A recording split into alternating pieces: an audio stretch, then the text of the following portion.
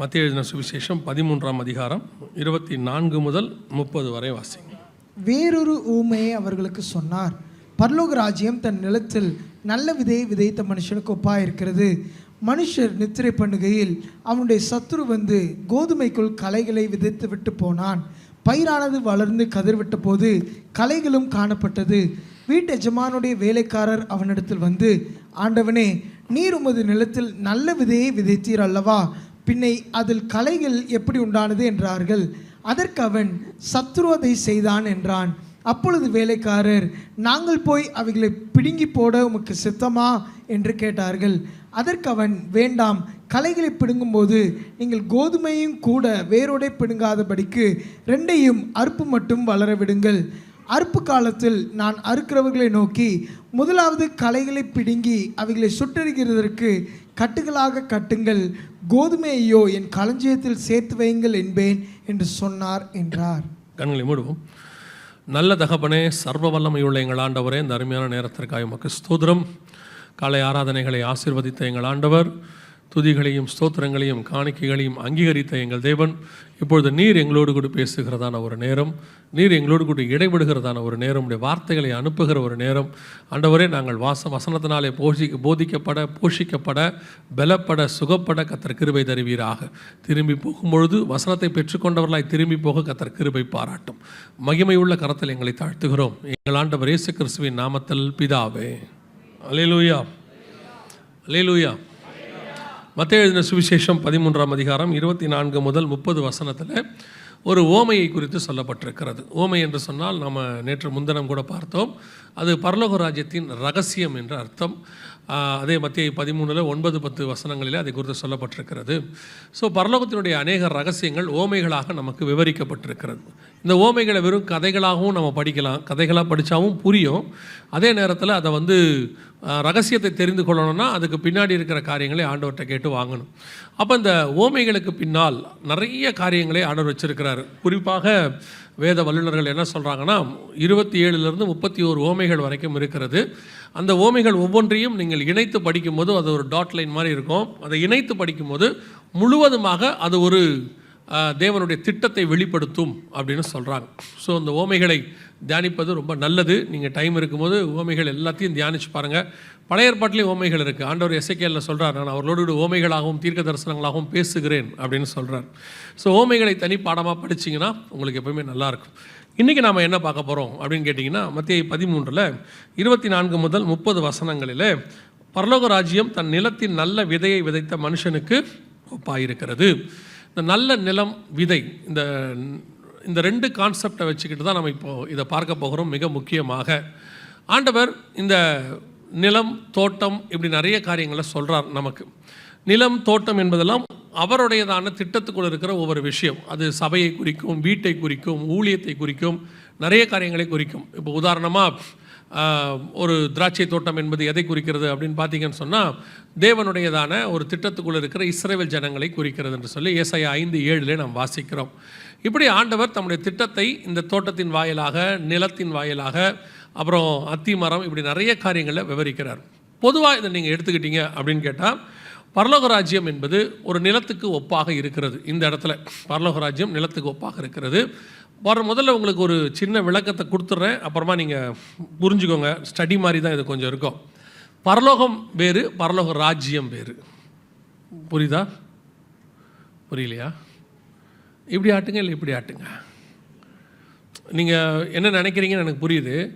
நீ பொதுவாக பேசினாலே புரியாது. நார்மலாகவே நீ இந்த மாதிரிலாம் பேசினா சுத்தமாக புரியாது. அப்படி தான் நினைக்கிறீங்க என்னை பார்த்து, இல்லை? அப்படி தான் நினைக்கிறீங்க. இருக்கட்டும். பரலோகம் என்பது வேறு, பரலோக ராஜ்யம் என்பது வேறு. எப்படி சொல்கிறீங்க அப்படின்னு கேட்டால், இப்போது ஒரு உதாரணத்தில் உங்களுக்கு சொல்கிறேன், ஈஸியாக புரிஞ்சிடும். இப்போ இந்தியாவில் வெள்ளைக்காரங்க ஆட்சி நடந்துச்சா? 1947 வரைக்கும் நடந்துச்சு. ஆனால் உண்மையான வெள்ளைக்கார ஆட்சி என்பது இங்கிலாண்டில் இருந்துச்சு. அவங்க அங்கே தான் இருந்துச்சு. யுனைடெட் கிங்டம் நம்ம சொல்கிறோம், இங்கிலாண்டுன்னு. அவங்களுடைய ஆட்சி இங்கே நடந்துச்சு. ஆங்கிலேய சாம்ராஜ்யம் அப்படின்னு சொல்லுவாங்க. இங்கே வரைக்கும் இருந்துச்சு. இங்கேருந்து ஒரு நாள் அந்த ராஜ்யம் போயிடுச்சு. 1947 போயிடுச்சு. ஆனால் இன்றைக்கும் ஆங்கிலேய ராஜ்யம் இருக்கிறது. எங்கே இருக்குது? அவங்க ஊரில் அது இருக்கும். அது மாறவே மாறாது. அது அங்கே தான் இருக்கும். ஏன்னா அது ஆரிஜின் அங்கே இருக்கும். ஒருவேளை யாராவது வந்து அவங்கள பிடிச்சாலும் அடுத்தவங்க ஆட்சி அங்கே வருமே ஒழிய அவங்க ராஜ்யம் என்பது இங்கிலாந்து. அதே மாதிரி பரலோகத்தினுடைய ராஜ்யம் என்பது அங்கே இருக்குது. அந்த ராஜ்யம் உலகம் முழுக்க நம்ம நாடு நம்மளுடைய பிளானட் மாதிரி எல்லா இடத்துக்கும் எக்ஸ்பேண்ட் ஆகிருக்கு. எல்லாமே அவருடைய கண்ட்ரோல். அதில் பூமியானது ஆதாமுக்கிட்ட கொடுத்து பார்த்துக்க சொல்லி ஆண்டவர் கொடுத்தார் இந்த பார்ட்டை. இதை வந்து அவன் என்ன பண்ணிட்டான்னா இன்னொரு ஆள்கிட்ட கொடுத்துட்டான். பழத்துக்கு ஆசைப்பட்டு என்ன பண்ணிட்டான், பிசாசுக்கிட்ட கொடுத்தோடனே வசனம் சொல்லுது பிரபஞ்சத்தின் அதிபதியானவன் அப்படின்னு சொல்லப்படுகிறது. இந்த பிரபஞ்சத்தின் அதிபதினா உலகத்தின் அதிபதியானவன் அப்படின்னு அர்த்தம். ஸோ இப்போது பரலோக ராஜ்யம் பூமியில் இல்லாமல் இருந்துச்சு இயேசு வர வரைக்கும். ஏன்னா யாரோட கண்ட்ரோலில் இருந்துச்சு, பிசாசுடைய கண்ட்ரோலில் இருந்தது. இப்போ இயேசு வந்து அந்த ராஜ்யத்தில் தன் உள்ளே நுழைஞ்சு அவர் வந்து மரணம் அடைந்து உயிர்த்தெழுந்து அந்த ராஜ்யத்தை மீண்டும் என்ன செஞ்சிட்டாரு, தன் கையில் எடுத்துட்டார். இப்பொழுது இந்த பூமிக்குரியதான எல்லா காரியமும் யார் கையில் தான் இருக்குது, இயேசுவின் கையில் தான் இருக்கிறது. வெளிப்படுத்தல் 1:5 சொல்லுது, உண்மையுள்ள சாட்சியும் மரித்தோரிலிருந்து முதல் பிறந்தவரும் பூமியின் ராஜாக்களுக்கு அதிபதியுமாகிய இயேசு கிறிஸ்து. அவரே தான் சொன்னார், பிரபஞ்சத்தின் அதிபதி என்னிடத்தில் வருகிறான் அப்படின்னு சொன்னார் பிசாசை. ஆனால் உயிர்த்தெழுந்த பிறகு இப்போ இந்த பரலோக ராஜ்யத்தினுடைய ஒரு எக்ஸ்டென்ஷனாக பூமி மாறிடுச்சு. இப்போ இதுக்கு அதிபதியாக இயேசு தான் இருக்கிறார், உலகத்தின் ராஜ்யங்களுக்கு அதிபதி அப்படின்னு இருக்கு. அப்போ இந்த பரலோகம் என்பது அங்கே இருக்குது, அதோடைய ராஜ்யம் பல இடங்களில் எக்ஸ்பேண்ட் ஆகிருக்கு. அதில் பூமியிலையும் அவருடைய ராஜ்யம் இருக்கிறது. ஒரு நாள் இந்த பூமி அழிந்து போகும், பழைய வானமும் பழைய பூமியும் ஒளிஞ்சு போயிடும், புதிய வானமும் புதிய பூமியும் வரும். அப்போ இந்த பூமி அழிஞ்சிருச்சுன்னா ராஜ்யம் இருக்காது. பூமியே இல்லைன்னா அப்புறம் இந்த இடத்துல என்ன இருக்காது, ராஜ்யம் இருக்காது. வேறொரு பூமி வரும், அதில் அவருடைய ராஜ்யம் இருக்கும். ஸோ இந்த பரலோக ராஜ்யம் அப்படிங்கிறது எக்ஸ்பேன்ஷன் அல்லது எக்ஸ்டென்ஷன் இது வரைக்கும் இருக்குது. இப்போ நம்ம பூமிக்குள்ளே இருக்கிறோம். இந்த பூமியானது பரலோக ராஜ்யத்திற்கு ஒப்பாக இருக்கிறது, நல்ல நிலத்திற்கு ஒப்பாக இருக்கிறது. அதில் என்ன பண்ணுறாரு ஆண்டவர், நல்ல விதைகளை விதைக்கிறார். இதுக்கு முன்னாடி கொஞ்சம் நீங்கள் இந்த ஓமையினுடைய முதல் 2 பார்ட் இருக்குது, அதையும் நீங்கள் புரிஞ்சுக்கிட்டிங்கன்னா ஈஸியாக இருக்கும். முதலாக ஒரு லேண்டை ஆண்டவர் வந்து ஆதாம் கையில் கொடுக்குறாரு. ஆதியாகமம் 1:9-10 கொடுக்குறார். வெட்டாந்தரை உண்டாக கடவுது. அதற்கு பிறகு அந்த வெட்டாந்தரையில் புல் பூண்டி எல்லாம் முளைப்பிக்க கடவுது எல்லாம் சொன்னார். முளைச்சிருச்சு, சிருஷ்டிப்பு முடிஞ்சிருச்சு. ஆதியாகமம் 1:28-29 கர்த்தர் தாம் உண்டாக்கின எல்லாவற்றையும் பார்த்தார், நல்லதென்று கண்டார். ஃபினிஷ்ட், ஓவர் ஆயிடுச்சு. இப்போ ஆண்டவர் ஒரு ஓமையை சொல்கிறார். நல்லா கவனிங்க, பார்த்துக்கிட்டே வந்தீங்கன்னா புரியும். கொஞ்சம் ஸ்டடி மாதிரி தான் இருக்கும், ஆனால் ஈஸியாக புரியும். வாசிங்க, லூக்கா எழுதின சுவிசேஷம் 8ஆம் அதிகாரம். லூக்கா எழுதின சுவிசேஷம் 8ஆம் அதிகாரம் 5வது வசனத்தை வாசிங்க. விதைக்கிறவன் ஒருவன் விதையை விதைக்க புறப்பட்டான். அவன் விதைக்கையில் சில விதை வழி அருகே விழுந்து மிதி உண்டது. ஆகாயத்து பறவைகள் வந்து அதை பட்சித்து போட்டது. சில விதை கற்பாறையின் மேல் விழுந்தது. அடுத்து 7வது வசனம். சில விதை முள்ளுள்ள இடங்களில் விழுந்தது. 8வது வசனம். சில விதை நல்ல நிலத்தில் விழுந்தது. இப்ப 4 நிலம் உருவாயிருச்சு பாருங்க. ஆண்டவர் உருவாக்கும் போது 1ஆம் அதிகாரத்தில் ஆண்டவர் பார்த்த எல்லாமே நல்லது என்று கண்டார். ஒரே லேண்டு தான், எல்லாமே நல்ல லேண்டு. ஆனால் இயேசு கிறிஸ்து வந்து சொல்லும் பொழுது, லூக்கா எழுதின சுவிசேஷம் 8 சொல்லும்போது 4 விதமான லேண்ட் இருக்குன்னு சொல்கிறார். இந்த 4 விதமான லேண்டு எப்படி உருவாச்சு, என்ன ஆச்சுங்கிறதெல்லாம் ஆதியாகமத்திலேருந்து இருக்குது. இப்போ நம்ம அதுக்கு பின்னாடி போகலை. இப்போ நீங்கள் பார்த்தீங்கன்னா இந்த 4 லேண்டுங்கிறது 4 விதமான மக்கள். விதை என்பது கர்த்தருடைய வார்த்தை, நல்ல வார்த்தை. இப்போது சபைக்குள்ளேயும் இந்த 4 விதமான குணாதிசயங்களோடு கூட ஜனங்கள் இருப்பார்கள். நல்ல நிலம், போடுற விதையெல்லாம் அவங்களுக்குள்ள வசனம்லாம் என்ன செய்யும், நல்லா முளைக்கும். ஒரு சிலர் இருப்பாங்க முள்ளுள்ள நிலம். அவங்களுக்கு எப்படின்னு கேட்டிங்கன்னா வசனம் கேட்பாங்க உட்காந்து, ஆனால் லௌகிக கவலைகள்லாம் வரும்போது ஆட்டோமேட்டிக்காக என்னவாயிடும், அந்த வசனம் அவர்களுக்கு பலன் கொடுக்காது. ஒரு சிலர் வழி அருகே விழுந்தது, அப்படியே போகிற போக்கில் கேட்டு போயிட்டே இருப்பாங்க. காதில் விழும், எல்லாம் இருக்கும்.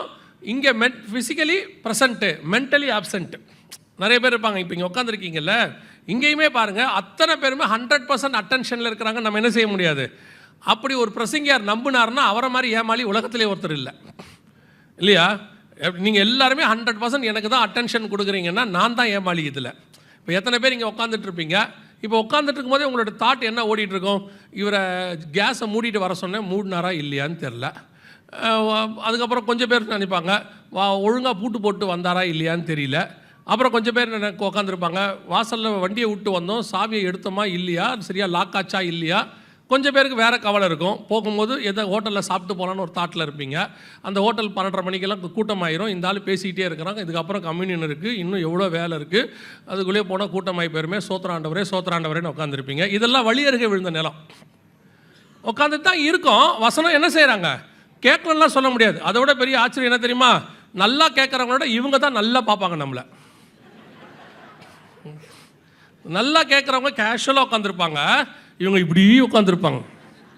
அவங்க மைண்டு வேறு எங்கேயோ இருக்குது, அவங்க எங்கே பார்க்குறாங்கன்னே அவங்களுக்கு தெரியாது. ஆனால் பிரசங்கியாருக்கு எப்படி இருக்கும்? எப்படி பார்க்குறாரு பாருங்க அவர் நம்மளை அப்படின்னு இருக்கும். ஸோ அதனால் இது வழியருகே விழுந்த நிலம் ஒன்று இருக்குது, போகிற போக்கில் கேட்டு போகிறது. நல்ல நிலமும் இருக்குது, கற்பாறை கொஞ்சம் இருக்குது, அது ஒன்று என்ன பண்ணாலும் அசையாது, அப்படியே உட்காந்துருக்கோம். இதை விட செய்தியெல்லாம் கேட்டு முடிச்சிட்டோம். ஆனால் உட்காந்துருப்பார். சுயநீதிக்காரங்க அப்படி ஒன்று உட்காந்துருக்கோம். ஆனால் இதில் ஒரு ஆசீர்வாதம் என்னன்னு கேட்டிங்கன்னா, லேண்டில் தான் டிஃப்ரென்ஸ் இருக்கே ஒழிய விதையில் டிஃப்ரென்ஸே கிடையாது. வசனத்தில் என்ன கிடையாது? அது எங்கே போட்டாலும் முளைக்கும். முள்ளுலேயும் முளைக்கும், கற்பாறையிலையும் முளைக்கும், வழியறகவே முளைக்கும், நல்ல நிலத்துலேயும் முளைக்கும். இப்போ ஆதாம்கிட்ட கொடுக்கும்போது நல்ல லேண்ட் இருந்துச்சு. அதுக்கப்புறம் முள்ளு எப்போ வந்துச்சு?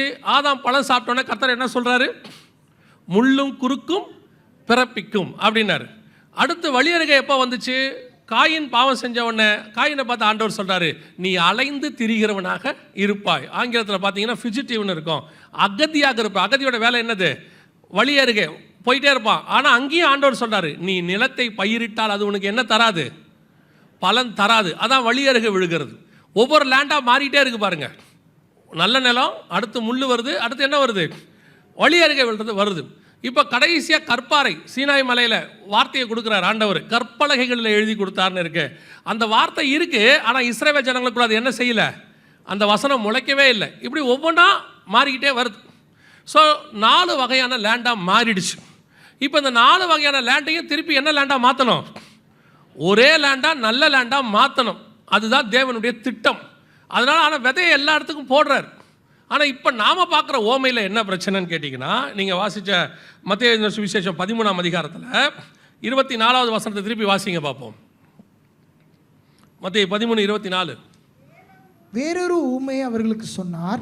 பரலோக ராஜ்யம் தன் நிலத்தில் நல்ல விதையை விதைத்த மனுஷனுக்கு ஒப்பாயிருக்கிறது. இப்போ லேண்டும் நல்ல லேண்டு, ஏன்னா அது பரலோக ராஜ்யம். லேண்டும் நல்ல லேண்டு தான், விதையும் இப்போ 4 வகையான லேண்டில் நல்ல லேண்டில் தான் அவர் விதைக்கிறாரு, நல்ல நிலத்தில் தான் விதைக்கிறாரு. விதையும் நல்ல விதை தான், எந்த மாற்று கருத்தும் இல்லை. ஆனால் இப்போ பிரச்சனை வேறு. அப்போது ஒரே லேண்டு, ஒரே காவல்காரன், பிரச்சனை இல்லை. அப்புறம் 4ஆக மாறிடுச்சு. இந்த ஓமை வேறொரு விஷயம். இது என்ன சொல்லுது? இது பரலோக ராஜ்யம், நல்ல லேண்டு தான், விதையும் நல்ல விதை தான். இங்கே லேண்ட்லேயும் பிரச்சனை இல்லை, விதையிலையும் பிரச்சனை இல்லை. இப்போ சபையிலையும் பிரச்சனை இல்லை, விசுவாசிக்கிட்டையும் பிரச்சனை இல்லை. அதாவது வார்த்தையிலையும் பிரச்சனை இல்லை. நல்ல ஆவிக்குரிய சபையில் தான் உட்காந்துருக்கிறோம், நல்ல ஆவிக்குரியதான சத்தியம் கிடைக்கிற இடம். அப்புறம் சபையும் நல்ல சபை, மாற்று கருத்தே இல்லை. ஆனால் இங்கே வேறொரு பிரச்சனை இருக்கிறது. என்ன பிரச்சனை இருக்குது? அந்த வசனத்தை வாசிச்சிங்கன்னா 25வது வசனம் வாசிங்க. மனுஷர் நித்திரை பண்ணுகையில் அவனுடைய சத்துரு வந்து கோதுமைக்குள் களைகளை விதைத்து விட்டு போனான். இப்போ இங்கே பிரச்சனை என்னன்னா, விதையும் இல்லை, லேண்டும் இல்லை, உள்ளுக்குள்ள வந்து சத்துரு என்ன பண்ணிட்டு போயிட்டான்? களைகளை விதைத்து விட்டு போய்விட்டான். சபைக்குள்ள வேறு ஒரு டாக்டரின் அல்லது கர்த்தருக்கு பிரியமில்லாத விஷயம், கர்த்தர் அருவருக்கிற விஷயத்தை கொண்டு வந்து இந்த களைகளை கொண்டு வந்து உள்ளுக்குள்ளே நுழைச்சிட்டு போயிட்டான் அப்படின்னு இருக்கு. இப்போது இதுக்கு ஒரு எக்ஸாம்பிள் உங்களுக்கு சொல்லணும் அப்படின்னு கேட்டால், இப்போ ஆண்டவர் ஏதேன் தோட்டத்தை உண்டாக்கி விட்டார், கர்த்தர் நல்லது என்று கண்டார். இப்போ ஆதாம் ஏவாள் அவருடைய சாயலாய் உருவாக்கப்பட்டு விட்டார்கள். அவங்களும் பர்ஃபெக்ட், லேண்டும் பர்ஃபெக்ட், எல்லாம் ஓகே தான். இப்போது களைகளை விதைக்கிறதுக்கு உள்ளே யார் வர்றது? சத்ரு உள்ளே வருகிறான், சர்ப்பம் உள்ளே வருகிறது. இப்படி ஆதாம் அந்த தோட்டத்துக்குள்ளே சத்ரு கொண்டு வந்து களைகளை விதைப்பதற்கு என்ன காரணம்? சத்ரு எப்பவுமே களைகளை விதைக்கிறவன் தான், அது அவன் சுபாவம், அதான் காரணம்.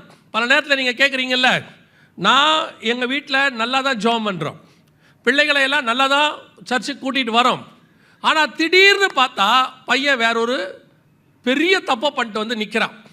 திடீர்னு பார்த்தா பொண்ணு வேறு விதமான தப்பு பண்ணிட்டு வந்து நிற்கிது. இதை நம்மளால் டைஜஸ்டே பண்ண முடியல.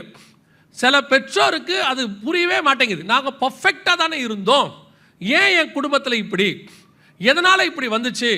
நாங்கள் இது வரைக்கும் சில நேரத்தில் கேட்பாங்க, நீங்கள் நோட்டீஸே பண்ணலையா? நோட்டீஸே பண்ணல, அவ்வளோ பர்ஃபெக்டாக இருக்குது. நான் சொல்லுகிறது ஆவிக்குரிய குடும்பங்களில், ஆவிக்குரிய குடும்பத்தில் மட்டும்தான் நான் பேசிகிட்டு இருக்கிறேன். ஏன் இந்த மாதிரி சுபாவங்கள் நடக்குது அப்படின்னு கேட்டீங்கன்னு சொன்னா அதுக்கு கீழே வசனம் சொல்லுது. 25வது வசனம் வாசிங்க. மனுஷர் நித்திரை பண்ணுகையில் இவங்க என்ன பண்ணிட்டாங்க? சத்துரு உள்ள வந்தது எதனால? அதான் அங்க பிரச்சனை. இப்ப ஆதாம் கிட்ட ஆண்டவர் ஒரு காரியத்தை சொல்றாரு. ஆதியாகமத்தின் புஸ்தகம் 2ஆம் அதிகாரம் 15வது வசனத்தை வாசிங்க. ஆதியாகமம் 2:15 வாசி. தேவனாகிய கர்த்தர் மனுஷனை ஏதேன் தோட்டத்தில் அழைத்து கொண்டு வந்து அதை பண்படுத்தவும் காக்கவும் வைத்தார். நாம எல்லாரும் நினைக்கிறோம், என்ன நினைக்கிறோம்? ஆதாம் பழம் சாப்பிட்டாரு, அதில் வேற ஏவாள் தான் முதல்ல சாப்பிட்டாங்க, அதை சாப்பிட்டு புருஷனுக்கும் கொடுத்தாங்க, அதனால தான் அவர் சாப்பிட்டாரு எல்லாம் நம்ம சொல்கிறோம். ஆனால் அதை விட பெரிய தப்பு எங்கே இருக்குதுன்னு நல்லா கவனிச்சு பாருங்க. ஆண்டவர் மனுஷனை கொண்டு வந்து தோட்டத்துக்குள்ளே வைக்கும் பொழுது அவனுக்கு 2 முக்கியமான வேலைகளை கொடுத்தார் என்று வாசிக்கிறோம். ஒன்று பண்படுத்தவும், இன்னொன்று காக்கவும் அப்படின்னு இருக்கு. அதாவது ஒன்று மெயின்டைன் பண்ணணும், இன்னொன்று வாட்ச் பண்ணணும். இந்த 2 வேலை தான் ஆதாமுக்கு கொடுக்கப்பட்டது. மிக முக்கியமாக மெயின்டைன் பண்ணுறது நம்ம எல்லாருக்கும் தெரியும். அவர் பழம் தோட்டங்கட்டம் எல்லாம் இருக்குது, எல்லாத்தையும் பர்ஃபெக்டாக தண்ணி பாய்ச்சறது, வர்றது போகிறது, இது மெயின்டைன் பண்ணுறது. ஆனால் 2வது வேலை ஒன்று இருக்கிறது, வாட்ச் பண்ணுறது, காக்கவும் அப்படின்னு இருக்கு. இன்றைக்கி நாம் 2 விதமான வேலை தான் கர்த்தர் எல்லாருக்கும் கொடுத்துருக்காரு. கணவனுக்கும் கொடுத்துருக்காரு, மனைவிக்கும் கொடுத்துருக்கிறார், குடும்பத்தை காப்பாற்றும்படி. அதில் மிக முக்கியமான வேலை கணவர்களுக்கு என்ன கொடுத்துருக்கிறாரு, ஆண்களுக்கு என்ன கொடுத்துருக்கிறாருன்னா, ஒன்று ஃபேமிலியை மெயின்டைனும் பண்ணணும், இன்னொன்று ஃபேமிலியை பாதுகாக்கணும். எதுலேருந்து பாதுகாக்கணும்? இப்போ ஆதாம் எதுலேருந்து காப்பாற்ற போகிறாரு அப்படின்னு கேட்டிங்கன்னா வாசிங்க. 3ஆம் அதிகாரம் 1ஆம் வசனம் ஆதியாகமத்தின் புஸ்தகத்தை வாசிங்க. தேவனாகிய கர்த்தர் உண்டாக்கின சகல காட்டு ஜீவன்களை பார்க்கலும் சர்ப்பமானது தந்திரமுள்ளதா இருந்தது. சர்ப்பமானது சகல காட்டு மிருகங்களை பார்க்கிலும் அப்படின்னா சர்ப்பம் எங்க இருந்திருக்குது? தோட்டத்துக்கு வெளியே இருந்திருக்குது. இப்ப கர்த்தர் என்ன சொன்னார் அப்படின்னா, தோட்டத்தை பத்திரமா பார்த்துக்கோப்பா, இந்த தோட்டத்துக்குள்ள எதுவும் வராம பார்த்துக்கோன்னு அர்த்தம். இது எங்கங்க தோட்டத்துக்குள்ள வராம பார்த்துக்கோன்னு எங்க சொல்லியிருக்கிறாரு அப்படின்னு கேட்டீங்கன்னா, கொரிந்தியருக்கு எழுதின நிருபம் 2ஆம் அதிகாரம், 2 கொரிந்தியர் 11ஆம் அதிகாரம் 3-4 வசனங்களை வாசிங்க. ஆகிலும் சர்ப்பமானது தன்னுடைய தந்திரத்தினாலே ஏவாளை வஞ்சித்தது போல உங்கள் மனதும் கிறிஸ்துவை பற்றிய உண்மை நின்று விலகும்படி கெடுக்கப்படுமோ என்று பயந்திருக்கிறேன். சபைக்கு எழுதுறார் ஆண்டவர் பவுல் மூலமாக. சபை எப்படி வெளியிருந்து உபதேசம் வந்து உள்ளே மோசம் போச்சோ, அதுக்கு ஈக்குவலாக எதை எழுதுறாரு? சர்ப்பம் உள்ளே வந்து எப்படி ஏவாளை வஞ்சித்ததோ. அப்போ 2 பொறுப்பு ஆண்டவர் குடும்பத்துக்கு கொடுக்குறாரு. ஒரு மெய்ப்பனுக்கு கொடுக்குறாரு, சபையை நடத்துகிற மெய்ப்பனுக்கு கொடுக்குறாரு, ஒரு குடும்பத்தை நடத்தக்கூடிய கணவன் மனைவி எல்லாருக்கும் கொடுக்குறாரு. என்ன கொடுக்குறாரு? ஒன்று, நீங்கள் பண்படுத்தணும், அதை சரியாக பாதுகாத்து கொள்ளணும். அதில் மாற்று கருத்தே கிடையாது. நாம் எல்லாருமே அதில் பர்ஃபெக்டாக இருக்கிறோன்னு நான் நினைக்கிறேன். குறிப்பாக இந்தியன் பெற்றோர்கள், நான் பார்த்ததில் பல நாடுகளுக்கு போனதில் பல பெற்றோர்கள் ஒரு சர்டன் ஏஜுக்கு பிறகு பிள்ளைகளை குறித்த கவலை அவங்களுக்கு என்ன செய்யாது, இருக்காது. 16-17 வயசில் அவங்க போயிடுவாங்க, ஃபோனில் பேசிப்பாங்க, அவ்வளோதான் வச்சுக்கோங்களேன். ஏதோ ஒரு பிரச்சனைனா ஒரு அரை மணி நேரம் அழுவாங்க, விட்டுருவாங்க. ஆனால் நாம் அப்படி இல்லை. பிள்ளைகளை கல்யாணம் பண்ணி கொடுக்குற வரைக்கும் நமக்கு பொறுப்புறதாக நினைக்கிறோம். கல்யாணம் பண்ணி கொடுத்துட்டோம், நம்ம பொறுப்பை கொஞ்சம் பேர் எடுப்பாங்க. அங்கே தான் பிரச்சனை இருக்குது. புரியலையா? இவங்க தான் என்ன பண்ணுவாங்கன்னா, பையனுக்கு வயசாயிருச்சு, கல்யாணம் பண்ணணும்னு சொல்லிடுவாங்க. ஏதோ பார்த்து கல்யாணம் பண்ணி வச்சிருவாங்க. வச்ச பிறகு மருமக வந்த பிறகு அது சின்ன பிள்ளைங்க, அதுங்களுக்கு ஒன்றும் குடும்பம் நடத்த தெரியாது, நம்ம தான் கூட இருந்து நடத்தணும்பாங்க. நீங்கள் தான் அவங்களுக்கு வயசாயிருச்சுன்னு கல்யாணம் பண்ணீங்க. அப்புறம் அவங்க சின்ன பிள்ளைங்கன்னு சொல்லி கூடவே உட்காந்துக்கிட்டு, உட்காரக்கூடாது சொல்லலை, அவரை எப்படி எடுத்தாலும் வேறு மாதிரி எடுத்துக்கிறாங்க. இப்போ அடுத்த பிரச்சனை இருக்குது. இயேசு அவரை பிரித்து வனாந்தரத்துக்கு கொண்டு போனார் ஆவியானவன் செய்தி எடுத்தா, ஒரு பாஸ்டர் ஃபோன் பண்ணி கேட்குறாரு, இயேசு பிரிஞ்சு போன மாதிரி குடும்பத்தை பிரிஞ்சு போக சொல்லி நீங்கள் சொன்னீங்களான்னு கேட்குறாரு. ஒரு அம்மா போய் அவர்கிட்ட சொல்லியிருக்கு, ஆண்டவர் நல்ல காலம் வரும்போது பிரித்து கூட்டிகிட்டு போயிடுவார், அதனால் அந்த அம்மா கணவரை விட்டு பிரிஞ்சு போகிறேன்னு சொல்லி பாஸ்டர்கிட்ட சொல்லியிருக்கு. ஏன் அப்படி போகிறேன்னா எம்டி ஜெகன் தான் சொன்னாருன்னு சொல்லியிருக்கு. அவர் ஃபோன் பண்ணி நீங்கள் என்ன பிரித்து போக சொன்னீங்க? நான் அந்த அம்மாவையும் பார்த்ததில்ல, கேட்டால் செய்தி கேட்டு எதையுமே தப்பாக புரிஞ்சுக்கிற ஒரு குரூப் இருக்குது. பெற்றோர் ஒரு பீரியடில் ஒரு காலகட்டத்தில் அவர்கள் தங்களுடைய பிள்ளைகளை அவர்கள் கையில் ஒப்படைக்கும் போது நாம் எல்லோருமே எப்படிப்பட்டவர்களை காணப்படுகிறோம்? நம்ம குடும்பத்தை பண்படுத்துகிறவர்களாக, எப்படி பத்திரமா பார்த்துக்கணும், அவங்கள எப்படி வளர்க்கணும், அதில் நம்ம எல்லாருமே இந்த Indian parents are very best, நான் இல்லைன்னே சொல்ல மாட்டேன். ஆனால் 2வது விஷயம், அதை காப்பாற்றுகிறது. அதாவது வெளியிருந்து எந்த உபதேசமோ சர்ப்பமோ பிசாசோ அல்லது தேவையற்ற காரியங்களோ உள்ளே வராதபடி பாதுகாக்கிற பொறுப்பு பெற்றோருக்கு இருக்குது. அதை செய்கிறோமா கரெக்டாக? பொதுவாக ஆண்கள் மென்டாலிட்டி நமக்கெல்லாம் எப்படிப்பட்டது அப்படின்னு கேட்டிங்கன்னா, வேலைக்கு போயிட்டு சம்பாரிச்சு கொண்டு வந்து பொருட்களை வாங்கி போட்டாச்சுன்னா நம்மளுடைய கடமை முடிஞ்சிருச்சு, நாம் செஞ்சாச்சு, ஓகே, அவ்வளோதான். அதை தாண்டி வீட்டுக்குள்ளே இருக்கக்கூடியதான கொஞ்சம் இன்னர் ப்ராப்ளம்ஸ் கொஞ்சம் இருக்கும். அதையெல்லாம் கேட்டிங்கன்னா இன்றைக்கி இருக்கக்கூடிய பல ஆண்களுக்கு தெரியாது. பல ஆண்களுக்கு அதை பற்றி தெரியவே தெரியாது. நீ தான் வீட்டில் இருக்கிறியா, பார்த்துக்க மாட்டியா, இதெல்லாமா எங்கிட்ட கேட்பியா, உனக்கு தெரியாதா? நிறையா கணவர்களுக்கு இருக்க பெரிய பிரச்சனை என்ன, பையன் என்ன படிக்கிறான்னு தெரியும், எப்படி படிக்கிறான்னு தெரியாது. நீங்களே இப்போ பாருங்களேன், சும்மா உங்கள் வீட்டுக்காரரை திடீர்னு ஒரு நாள் ஸ்கூலுக்கு அனுப்பி, பையனுக்கு இன்றைக்கி வேன் வரலையா, போய் கூட்டிகிட்டு வாங்கன்னு அனுப்பி விட்ருங்க. போன உடனே ஸ்கூல்லேருந்து ஒரு ஃபோன் கண்டிப்பாக அடிப்பார் உங்களுக்கு, ஸ்கூல் வாசல்லேருந்து. பையன் என்ன செக்ஷன் படிக்கிறான், எல்லோரும் நிற்கிறாங்க, இங்கே செக்ஷன் கேட்குறாங்க, 7th ஏவா பியா, அது கூட தெரியாமல் என்ன பண்ணீங்க வீட்டில் எவ்வளோ நாள்? இல்லை, நிறைய பேருக்கு என்ன தெரியாது, என்ன செக்ஷன்னு தெரியாது. திடீர்னு பேரண்ட்ஸ் டீச்சர்ஸ் மீட்டிங் நடக்கும். போகும்போது அப்பா கேட்டுக்கிட்டே போவார், என்னடா பண்ண, இந்த வாட்டி எவ்வளோ எடுத்த? அவன் சொல்லுவான், முந்தியெல்லாம் நாங்கள் போகும்போது அப்பா அம்மா மிரட்டி கூட்டிகிட்டு போவாங்க எங்களை, வா உன்னை பிச்சுறேன்னு. இப்போ இவன் அப்பா அம்மா மிரட்டி கூட்டிகிட்டு போகிறான். அவங்க எது சொன்னாலும் அமைதியாக வரணும், அவங்க எது சொன்னாலும் சரின்னு சொல்லிட்டு வரணும். அவங்கக்கிட்ட சும்மா அது இதுன்னு பேசாதீங்க. நம்ம ஏதாவது பேசிட்டோம்னா திருப்பி வரும்போது அவன் திட்டிகிட்டே வருவான், நான் உங்களை பேச வேணான்னு சொன்னேனா இல்லையா? இந்த மாதிரி அனுபவித்த பெற்றோர்கள் கரங்களை உயர்த்துங்க பார்ப்போம். இங்கே பாருங்கள் எவ்வளோ பேர் இருக்காங்க, நம்ம கோஷ்டி எத்தனை இருக்குது பாருங்கள். இல்லை, போகும்போது நமக்கு காஷன் கொடுத்து கூப்பிட்டு போகிறான், நம்ம தப்பு பண்ணிட்டோம்னா வரும்போது திட்டி கூப்பிட்டு வரோம். இப்போ ஸ்கூலுக்கு யார் கூட்டிகிட்டு போய் கூப்பிட்டு வரானே தெரில. அவன் சொல்கிறான் அந்த மாதிரி. வீட்டில் என்ன நடக்குது தெரியாது. பாதி கணவன்மார்களுக்கு விஷயமே புரியாது, எப்படி போயிட்டுருக்குது, என்ன நடக்குது. இப்போது சகோதரிகளும் வேலைக்கு போக தொடங்கியாச்சு. சூழ்நிலை அப்படி வேறு இல்லை, விலைவாசி ஏறிடுச்சுங்கிறாங்க, என்னவோ வாட் எவர் இட் இஸ், நீங்களும் வேலைக்கு போக தொடங்கிட்டீங்க. இப்போது குடும்பத்துக்குள்ளே எந்த சர்பம் வருது, எந்த பிசாசு வருது, என்ன வகையாக வருது, ஏதாவது தெரியுமா உங்களுக்கு? ஏதாவது நடந்துட்டுருக்கா? பிரச்சனை உச்சத்துக்கு வந்த பிறகு தான் இப்படியெல்லாம் நடக்குமா? என்ன குறை வச்சோம் நீங்கள் பேசுகிறது, என்ன குறை வச்சோம், வேலைக்கு சாப்பாடு வாங்கி கொடுக்குறோம், பர்கர்லேருந்து பீஸாலேருந்து ஆர்டர் பண்ணி வீட்டுக்கு வாங்கி கொடுக்குறோம். நமக்கெல்லாம் உப்புமா கிண்டி கொடுக்குறதே பெரிய விஷயம் அந்த காலத்தில்.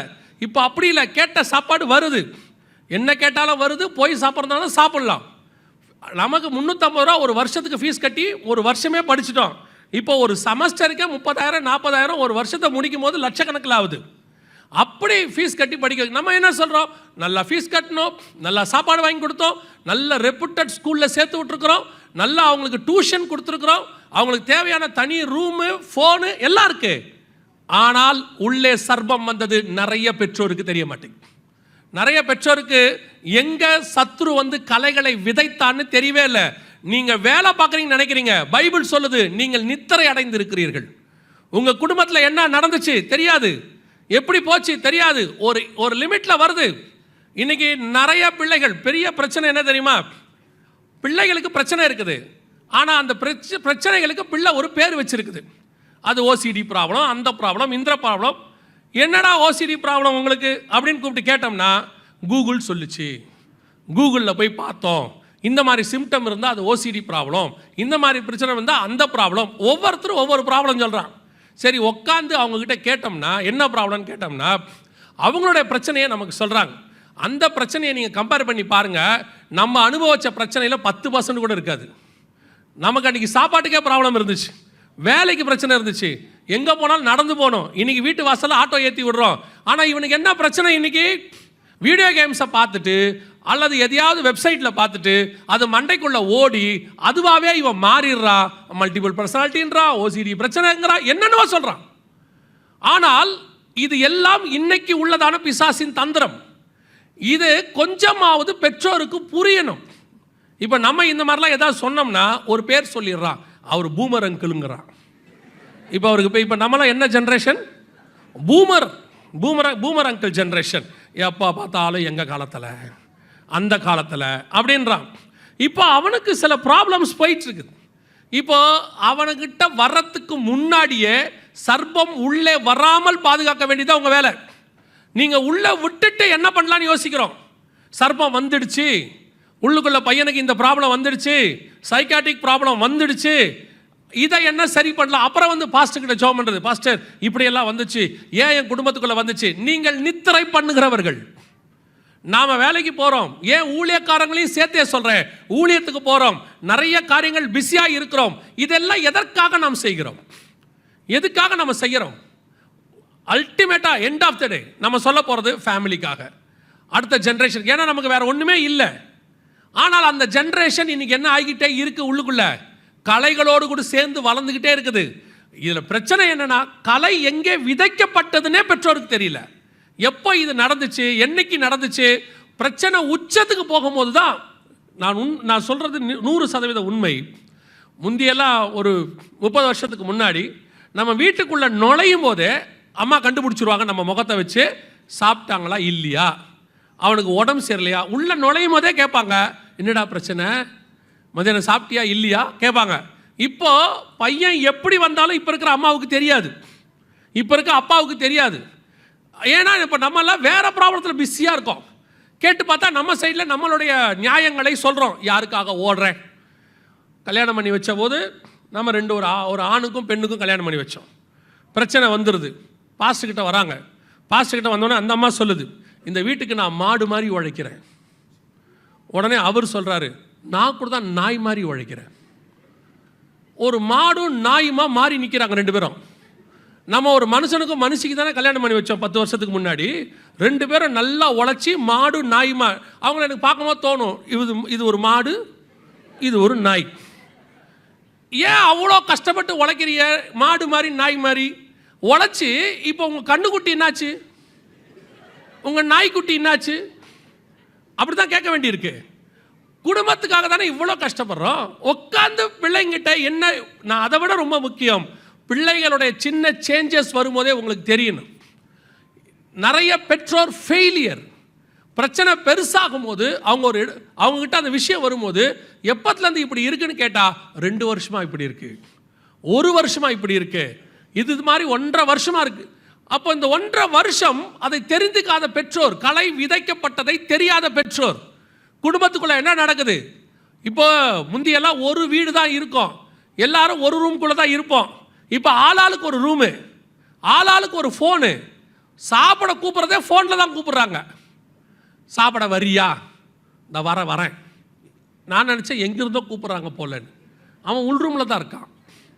கதவை தட்டி கூப்பிட்றது கூட இப்போ நமக்கு சோம்பேறித்தனம் ஆகிப்போச்சு. அந்த அளவுக்கு ஆயிட்டோம். ப்ரைவசிங்கிற பேரில், அவங்களுக்கு நம்ம வசதி பண்ணி கொடுக்குறோங்கிற பேரில் எல்லாமே ஒரு லிமிட்டுக்கு மேலே போச்சுன்னா சர்ப்பம் உள்ளே நுழையும், சத்ரு கலைகளை விதைப்பான். அதாவது பிள்ளைகள் சந்தோஷமாக இருக்கிறது நல்லது, அதை விட பாதுகாப்பாக இருப்பது நல்லது. பாதுகாப்பு இல்லாத சந்தோஷம் ஆபத்து தானே. என்ன யோசிச்சு பாருங்க, நமக்கு அப்பா அம்மா அடித்த காலம் ஒன்று இருந்துச்சு. இவங்க அடித்தது பத்தாதுக்குன்னு டீச்சர்கிட்ட கொண்டு போய் விட்டு விடும்போது ஒன்று சொல்லி விட்டுட்டு வருவாங்க. என்ன சொல்லி விட்டு வருவாங்க, கண்ணு ரெண்டையும் விட்டுட்டு தோலை உரிங்கப்பாங்க. அந்த அம்மா ஏற்கனவே நல்லா தான் அடிக்கும், அதுக்கு நம்மளை கண்டாலே பிடிக்காது, சாத்துனா சாத்துவாங்க. அப்புறம் விட்டுட்டு வரும்போது சொல்லிட்டு வருவாங்க, அவன் அடங்கவே மாட்டேங்கிறான் வீட்டில், கண்ணு ரெண்டையும் விட்டுட்டு தோலை உரிங்கன்னு. அந்த அம்மாவுக்கு என்னமோ நம்ம பத்திரம் எழுதி கொடுத்த மாதிரி, நீங்கள் போங்க நான் பார்த்துக்கிறேன், சும்மாவே சாத்தோம். அதுக்கப்புறம் போட்டு இப்போ வீட்டில் அடிக்க முடியறதில்ல, அடிச்சா அப்படியே பார்க்குறோம்.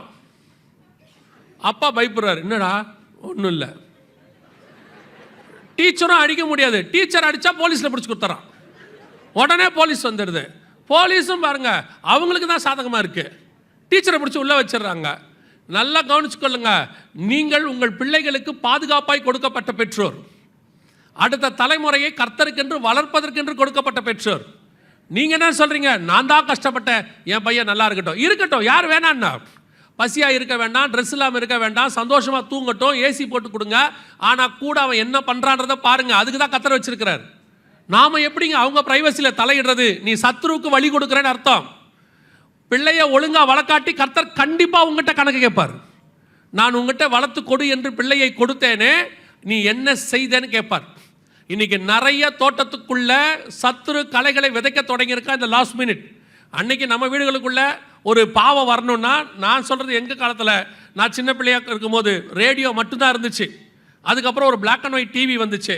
அதில் வாரத்துக்கு 2 ப்ரோக்ராம் தான் சத்துரு விதைக்கிற ப்ரோக்ராம். ஒளியும்னு ஒன்று வரும், சினிமான்னு ஒன்று வரும். இதை தவிர வேறு ஒன்றுமே வராது. இப்போ அப்படி இல்லை, எல்லா பாவமும் செல்ஃபோனில் கையில் வந்துடுச்சு. இந்த கொரோனாவுக்கு முன்னாடியாவது செல்ஃபோனை கொடுக்காதீங்கன்னு சொல்லிக்கிட்டு இருந்தோம். இப்போ நம்மளே நம்ம வாயால் செல்ஃபோன் கொடுக்குற அளவுக்கு வந்துருச்சு கொரோனாவில்.